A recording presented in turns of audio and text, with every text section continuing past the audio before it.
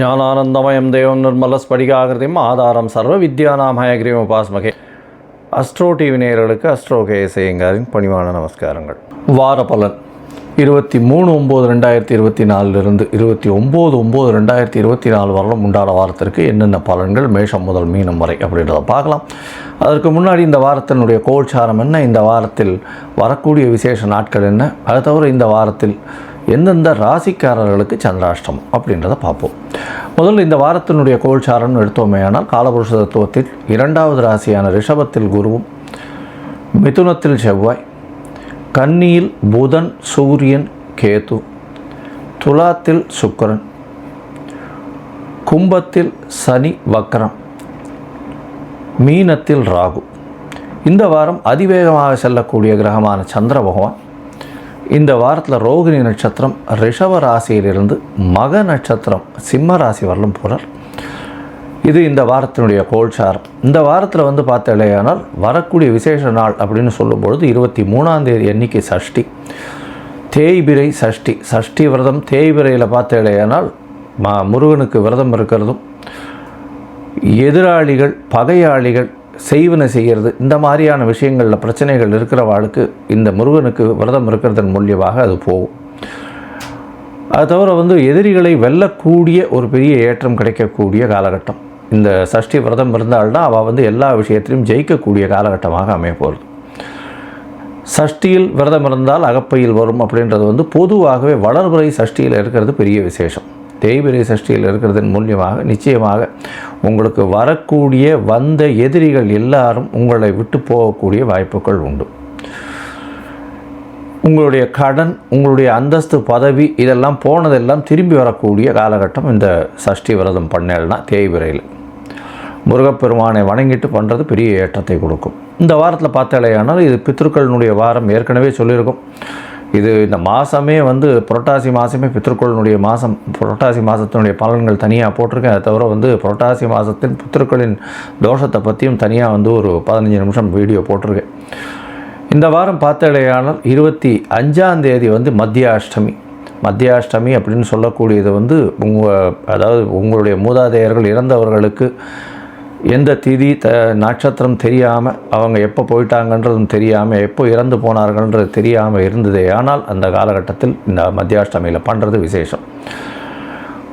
நதிக்கரையில், கோவில் இதில், குளங்கரையில் இந்த மாதிரியான இடங்களில் பண்ணுறதும், அருகில் இருக்கக்கூடிய இந்த கோவில் குருக்களுக்கோ அதை தவிர அந்தணர்களுக்கு இல்லைன்னா பிராமணர்களுக்கு உங்களால் முடிஞ்ச வஸ்திரங்களும், அதை தவிர அரிசி, வாழைக்காய் இதெல்லாம் தானமாக கொடுக்கறதன் மூலியமாக உங்களுக்கு வரக்கூடிய வந்த பிரச்சனைகள் எல்லாம் போகக்கூடிய வாய்ப்பு உண்டு. 26ஆம் தேதி அவிதா நவமி அப்படின்னு போட்டிருக்கும். அது அவிதவா நவமி. விதவா அப்படின்னா கணவனை இழந்தவர்கள். அவிதவா அப்படின்னா கணவனை இழக்காமல் சுமங்கலிகளாக இறந்த பெண்களுக்கு இந்த காலகட்டத்தில் பண்ணக்கூடிய தர்ப்பணம். அது இந்த ஒரு நாள் சுமங்கலிகளாக வீட்டில் இறந்து போனவர்களுக்கு செய்யக்கூடிய திதி நாள். அதனால் விதவா நவமி அப்படின்றத பேச்சு மொழியில் அவிதா நவமி அப்படின்னு வந்துடுது. இதனால் பார்த்தேனால் அந்த அன்னைக்கு யார் யாருக்கெல்லாம் உங்களுடைய முன்னோர்களில் யாராவது சுமங்கலிகளாக இறந்து போயிருந்தார்களே ஆனால் அவர்களுக்கு திதி கொடுக்கறதும் தர்ப்பணம் கொடுக்கறதும் ரொம்பவும் விசேஷம். இந்த வாரத்தில் பார்த்தேன்னா 28ஆம் தேதி அன்னைக்கு, அதாவது சனிக்கிழமை அன்னைக்கு ஏகாதசி. சனிக்கிழமையே வருது ஏகாதசி. இந்த புரட்டாசி மாதமே கோவிந்தா மாதம்னு சொல்லுவோம். வெங்கடேச பெருமாளுக்கு பெரிய உகந்த மாதம். அதுவும் ஏகாதசி வர்றது பெரிய விசேஷம். துளசியால் அர்ச்சனை பண்ணுறது மிகவும் ஏற்றமான காலம் அப்படின்றத சொல்கிறோம். இந்த வாரத்தில் வரக்கூடிய அதாவது சந்திராஷ்டமம் எந்தெந்த ராசிக்குன்னு பார்த்தாலேயானால் துலாம், விருச்சிகம், தனுசு, மகரம் இந்த 4 ராசிகளுக்கு சந்திராஷ்டமம் வருது. சந்திராஷ்டமம்னா உங்களுடைய ராசிக்கு 8ஆம் இடத்துல சந்திர பகவான் மறையிறது சந்திராஷ்டமம்னு சொல்கிறோம். சந்திர பகவான் மதிகாரகன்னு சொல்லக்கூடிய மறைந்து இருக்கக்கூடிய காலகட்டத்தில் தவறான முடிவுகள் எடுக்கக்கூடும்.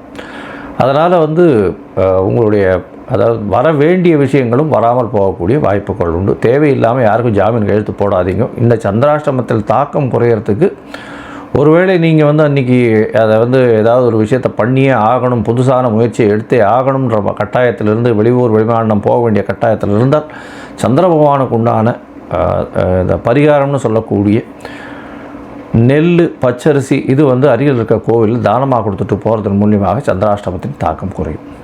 சரி, இந்த வாரம் மேஷம் முதல் மீனம் வரை, அதாவது 23/9/2024 29/9/2024 வரை உண்டான வாரத்திற்கு எப்படி இருக்குன்னு பார்க்கலாம். அதற்கு முன்னாடி என்னுடைய மொபைல் நம்பர் கீழே ஸ்க்ராலிங்கில் போயின்னு இருக்கோம். உங்களுக்கு அஸ்ட்ராலாஜிக்கல் கன்சல்ட் தேவைப்பட்டதுன்னா எனக்கு ஒரு ஃபோன் பண்ணுங்க. உங்களுடைய date, time, place of birth, உங்களுடைய நேம், பேரண்ட்ஸினுடைய நேம் அதை எனக்கு அனுப்பிச்சிங்கன்னா என்னுடைய கட்டணம் என்னன்னு தெரிவிக்கிறேன். அந்த கட்டணத்தை போட்டு அந்த பேமெண்ட்டினுடைய ரெசீட் இல்லை யூடிஆர் நம்பர் போட்டிங்கன்னா உங்களுடைய ஜாதகத்தை போட்டு ஜாதகத்தில் சந்தி இருக்கான்றதை பார்த்து, அதாவது உங்களுடைய ராசி சந்தி, நட்சத்திர பாத சந்தி இதெல்லாம் இருக்கான்னு பார்த்து உங்களுடைய ஜாதகத்தை போட்டதுக்கு அப்புறம் உங்களுக்கு அப்பாயின்மெண்ட் தரேன். நம்ம ஒரு இது ஆன்லைன்லேயும் இது பண்ணலாம். அது தவிர ஆஃப்லைனில் என்னை பார்க்க வரணும்னாலும் அப்பாயின்மெண்ட் எடுத்துட்டு வாங்கும். இப்போ எனக்கு தெரிஞ்சவா பாதி பேர் ஒரு 35-40 இயர்ஸ்லாம் இருக்கிறவாளுக்கு எந்த நட்சத்திர பாதம்னே சரியாக தெரியாமல் அவள் துலா ராசின்னு நினச்சிட்டு இருக்கா, விருச்சிக ராசிக்காரளாக இருப்பாள். விசாக நட்சத்திரம் 3ஆம் பாதம் நினச்சிட்டு இருப்பாள், 4ஆம் பாதமாக இருக்கும். அதனால் அந்த சந்தி பார்க்குறது ரொம்பவும் முக்கியம். அதே மாதிரி மிருகசீரிஷ நட்சத்திரம் இருக்கும். 2 அதாவது உடைந்த நட்சத்திரங்கள் வர இடத்துல எல்லாத்துலேயுமே இந்த பிரச்சனைகள் வரும். அதே மாதிரி பார்த்தாலேயானால் முதல் பாதம் வரும்பொழுதும் சரி, அதாவது ஒரு நட்சத்திரத்தின் முதல் பாதம் வரும்பொழுதும் அது முந்தின நட்சத்திரத்தினுடைய கடைசி பாதமாக கூட இருக்கக்கூடும். அதனால் நட்சத்திர சந்தி பார்த்து அதன் வழியாக செயல்படுறது மட்டும்தான் ஒரு நல்ல தீர்வு. நீங்கள் அனுப்புங்க, நான் எனக்கு முடிஞ்ச இதுவை உங்களுக்கு பண்ணுறேன். இப்போ ஒரு ராசியாக மேஷம் முதல் மீனம் வரை பார்க்கலாம். துலாம், சித்திரை, சுவாதி, விசாகம் இந்த 3 நட்சத்திரம் 9 பாதங்களை கொண்ட ராசி. ராசியின் அதிபதி அப்படின்னு சொல்லக்கூடியவர் சுக்கிர பகவான் ஆட்சி பெற்று போயிருக்கிறது ரொம்பவும் விசேஷம். இந்த வாரம் பார்த்தாலேயானால் உங்களுடைய ராசிநாதன் இவ்வளோ நாள் நீச்சப்பட்டு போயிருந்தார். 12ஆம் இடத்துல நீச்சப்பட்டு போயிருந்ததுனால சில மன கிளேசங்கள் ரொம்ப அதிகமாக இருந்திருக்கும். நம்ம என்னடா இது எவ்வளோ முயற்சி பண்ணாலும் தோத்துண்டே இருக்கோமே. ஏன்னா ராசிநாதனே நீச்சப்பட்டு போகிறதுனால கண்டிப்பாக எந்த ஒரு விஷயத்துலேயும் வெற்றிகள் மனசில் வரவே வராது. எப்பொழுதுமே தோல்வி பயம் இருந்துகிட்டே இருக்கும். இந்த வாரத்தில் பார்த்தாலேயானால் உங்களுடைய ராசிநாதனே ஆட்சி பெற்று போயிருக்கார். எதையும் வெற்றி கொள்ளக்கூடிய தைரியமும் மனோபாவமும் உங்களுக்கு நிச்சயம் வரும். ஏன்னா உங்களுக்கு ஏற்கனவே ராசிக்கு 6ஆம் இடத்துல அதாவது உபஜயஸ்தானம்னு சொல்லக்கூடிய 6ஆம் இடத்துல ராகு பகவான் இருக்கிறது பெரிய விசேஷம். எந்த ஒரு விஷயத்தையும் எல்லாவற்றிலும் வெற்றி பெறக்கூடிய வாய்ப்புகள் நிச்சயமாக உண்டு. அதனால் எதிரிகள் அற்ற நிலை இருக்கும். போட்டிகள் எல்லாவற்றிலும் வெற்றி பெறக்கூடிய வாய்ப்புகள் நிச்சயமாக இருக்கும். உங்களுடைய ராசிக்கு 5ஆம் இடத்துல வக்கரத்தில் சனி பகவான் இருக்கார். குழந்தை பிராப்தி ஏற்படக்கூடிய வாய்ப்புகள் உண்டு. 5ஆம் அதிபதி 5ஆம் இடத்துல ஆட்சி. அதை தவிர உங்களுடைய ராசிக்கு மிகப்பெரிய யோகர்னு சொல்லக்கூடியவர் சனி பகவான். அதனால் குழந்தை பிராப்தி, குழந்தை பாக்கியம் ஏற்படக்கூடிய வாய்ப்புகள் நிச்சயமாக உண்டு. உங்களுடைய ராசிக்கு பார்த்தாலேயானால் குரு பகவான் 8ஆம் இடத்துல மறைஞ்சிருக்கார். அதனால் அவர் உங்களுடைய ராசியின் 12ஆம் இடத்தையும் 2ஆம் இடத்தையும் பார்க்கறதுனால உங்களுக்கு பண வரவு நல்லபடியாக இருக்கும். கண்டிப்பாக சுப செலவுகள் அதிகமாக இருக்கக்கூடிய காலகட்டம். 12ஆம் அதிபதி ஆட்சி உச்ச மூல திரிகோணம் பெற்றிருக்கிறது பெரிய விசேஷம். இதன் மூலியமாக உங்களுக்கு நல்ல சுப செலவுகள் வரக்கூடிய வாய்ப்புகள் உண்டு. வெளிநாடு, வெளியூர், வெளிமாநிலம் போயிட்டு வரக்கூடிய வாய்ப்புகள் நிச்சயமாக உண்டு. உங்களுக்கு ஷார்ட் ட்ரிப் வெளிநாடு போயிட்டு வரக்கூடிய காலகட்டம். வெளிநாட்டில் இருந்தீங்கன்னா பிஆர் வாங்கணும்னு பார்த்தீங்கன்னா கண்டிப்பாக பிஆர் வாங்கக்கூடிய வாய்ப்புகள் உண்டு. ராசிக்கு 9ஆம் இடத்துல செவ்வாய் பகவான் இருக்கார். சப்தமாதிபதி 9ஆம் இடத்துல இருக்கிறது விசேஷம். இதன் மூலியமாக உங்களுடைய எதிர்பாலினத்தவர் மூலியமாக நல்ல ஒரு ஏற்றம் கிடைக்கும். பார்ட்னர்ஷிப் பிஸ்னஸில் பெரிய மாற்றங்கள் இருக்கக்கூடிய காலகட்டமாக இருக்கும். இவ்வளவு நாளாக பிரச்சனைகள் இருந்தது படிப்படியாக ஏற்றம் கிடைக்கக்கூடிய காலகட்டமாக இருக்கும். உங்களுடைய ராசிக்கு 9ஆம் இடத்துல இருக்கக்கூடிய செவ்வாய் பகவான் 2-7க்கு உண்டாகும். அதனால் பண வரவிற்கு பஞ்சம் இருக்காது. பார்ட்னர்ஷிப் பிஸ்னஸில் நல்ல ஒரு ஏற்றம் இருக்கக்கூடிய காலகட்டம். இந்த வாரம் பார்த்தாலேயானால் சந்திர பகவான் அதிவேகமாக செல்லக்கூடியவர். உங்களுடைய ராசிக்கு அதாவது உங்களுடைய ராசிக்கு 10ஆம் அதிபதி அப்படின்னு சொல்லக்கூடியவர் இந்த வாரம் உங்களுடைய ராசிக்கு 8ஆம் இடத்துல இந்த வாரத்தை ஆரம்பிக்கிறார். 23/9/2024 29/9/2024 வரணும் உண்டான வாரத்தில் 24ஆம் தேதி காலை ஒரு 4:45 மணி வரணும் சந்திர பகவான் உங்களுடைய ராசிக்கு 8ஆம் இடத்துல இருக்கார். சந்திராஷ்டம காலமாக இருக்குது. 24ஆம் தேதி அதிகாலை வரலும். இந்த காலகட்டத்தில் புதிய முயற்சி வேண்டாம், வெளியூர் வெளிமாநில பிரயாணம் வேண்டாம்னு சொல்கிறோம். யாருக்கும் ஜாமீன் கையெழுத்து போடாதீங்க. அந்த அளவு விசேஷம் இல்லை. தொழிலில் வந்து அதிகமாக இன்வெஸ்ட் பண்ணாதீங்க. பொறுமையாக இருக்கிறது ரொம்பவும் நல்லது. உங்களுடைய ராசிக்கு 9ஆம் இடத்துக்கு சந்திர பகவான் போகிறார். 10ஆம் அதிபதி 10க்கு 12ஆம் இடத்துல இருக்கார். 9ஆம் இடத்துல போகிறார். 24ஆம் தேதி கார்த்தாலிருந்து 26ஆம் தேதி மாலை ஒரு 4:30 மணி வரலும், மாலை ஒரு 10:30 மணி வரலும் இருக்கக்கூடிய காலகட்டம். இதன் மூலியமாக பார்த்தாலேயானால் தந்தையின் உடல்நிலையில் நல்ல ஒரு ஏற்றம் இருக்கும். தந்தை மூலியமாக செல்வங்கள் வரும். தந்தையின் தொழிலை பார்த்து கொண்டிருப்பவர்களுக்கு பெரிய ஏற்றம் கிடைக்கக்கூடிய காலகட்டமாக அமையப்போகிறது. இந்த வாரம் படிக்கக்கூடிய மாணவர்கள் வெளிநாடு வெளியூர் போகக்கூடிய வாய்ப்புகள் நிச்சயமாக உண்டு. இப்போ மேல் படிப்பு படிக்கக்கூடிய வாய்ப்புகள் நிச்சயமாக கிடைக்கும். இந்த வாரத்தில் உங்களுடைய ராசிக்கு 10ஆம் இடத்துல சந்திர பகவான் போகிறார். ஆட்சி பெற்று போயிருக்கிறது நல்ல ஒரு ஏற்றம். கேந்திரத்தில் போய் இருக்கிறதன் மூலியமாக நல்ல ஒரு ஏற்றம் கிடைக்கக்கூடிய காலகட்டமாக இருக்குது. 10ஆம் இடத்தில் 10ஆம் அதிபதி ஆட்சி. தனகாரகன் தனஸ்தானத்தை பார்க்குறார்.